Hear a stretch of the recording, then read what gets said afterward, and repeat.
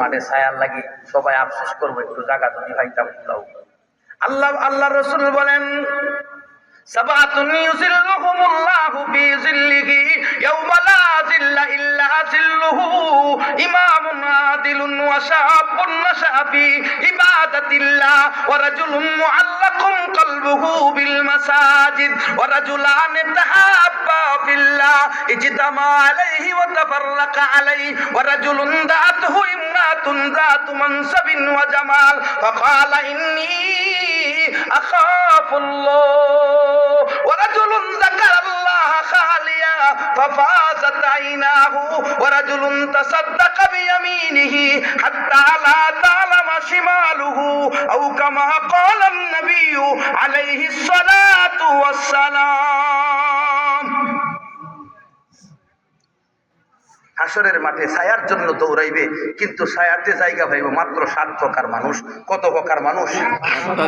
আল্লাহ রসুল বলে হাসরের ময়দানে পাগুলি সোজা করে ফালাইয়া দাঁড়াইবার মতো জায়গা পাইতো না, পায়ের বৃদ্ধা আঙ্গুলের উপর এইভাবে উকি দিয়া দাঁড়াইয়া থাকবো। ছোট সময়ে যেমন বল খেলা দেখার জন্য পিছনের কাতার থেকে দাঁড়াইতা।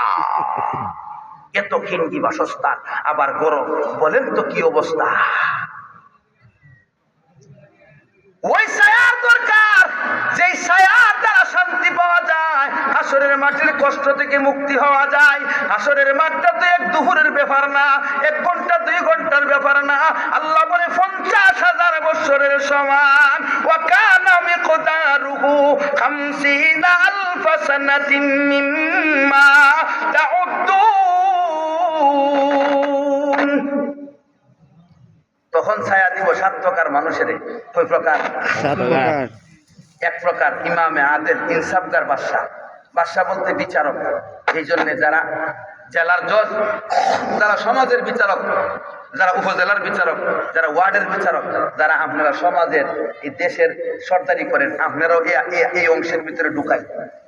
ইনসাফগার হইলে আরশের ছায়ার নিচে জায়গা পাইবেন, 50,000 বছরের কষ্ট থেকে মুক্তি পাইবেন, ডান হাতে আমলনামা পাইবেন, বিনা হিসাবে বেহেশত যাইবেন।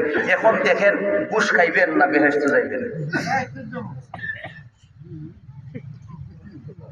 কথা বুঝেন? শর্ট করে কথা কইতাছি, হুজুর বিরক্ত হইব করে। 2 নম্বর, শাবুন নাশা ফি ইবাদাতিল্লাহ, যে যুবক আল্লাহর ইবাদতে যৌবনে পদার্পণ করছে, যৌবনটা ইবাদত করে কাটাইছে, এই যুবক পায় হাসরের মাঠ থেকে মুক্তি হওয়ার জন্য, বিনা হিসাবে বেহেশতে যাওয়ার জন্য ডান হাতে আমলনামা আসবে। এই নিয়ত করে আগামী কল্য থেকে নামাজে দাঁড়ায় যাও, গুনাহ ছেড়ে দাও, হারাম ছেড়ে দাও, তুমি ইবাদতে যৌবনটা কাটাও, ইনশাআল্লাহ রাসূল ওয়াদা করছে তুমি বেহেশতি হয়ে যাইবা। রাজিনী রাজিনী রাজি। 3 নম্বর, রাজুলুম মুআল্লাকুন কলবুহু বিল মাসাজিদ, যে ব্যক্তির অন্তর মসজিদের সাথে লটকানো। এই ব্যক্তি যে মসজিদের সাথে লটকানো, ফজরের নামাজ পড়ছে, চিন্তা করতেছে কোন সময় জোহরের আজান হইব। কথা কয় না? জোহরের আজান হয়েছে কোথায় গেলে এখন খেত বসতাম না, কিল্লিকে আজান হয়ে গেছে গা। আবার দুপুর হয়ে যাবাই দিছে, আসরের চিন্তা করতেছে আজান কোন সময় হইব। আসরের নামাজ ফিরা গেছে বাজারের দিকে, চিন্তা করতেছে মাগরিব নামাজটা ফিরে বাজার থেকে আবার আই ফুরুম। এইভাবে প্রতিটা ভক্তের আজানের চিন্তা তার মাথায়, মসজিদে ঢুকতে হইব এই চিন্তা তার দিলের মধ্যে। রসুল বলেন এই লোকটার অন্তর মসজিদের সাথে লটকানো। যদিও দুনিয়াতে থাকতেছে, যদিও রাত্রে স্ত্রীর সাথে ঘুমাইছে, দিলটা মসজিদের সাথে লটকানো। ফজরের আজান হইছে, তার দিলে আইসা আওয়াজ দিছে, জোরে কোন ঠিক কিনা? ফজরের আজান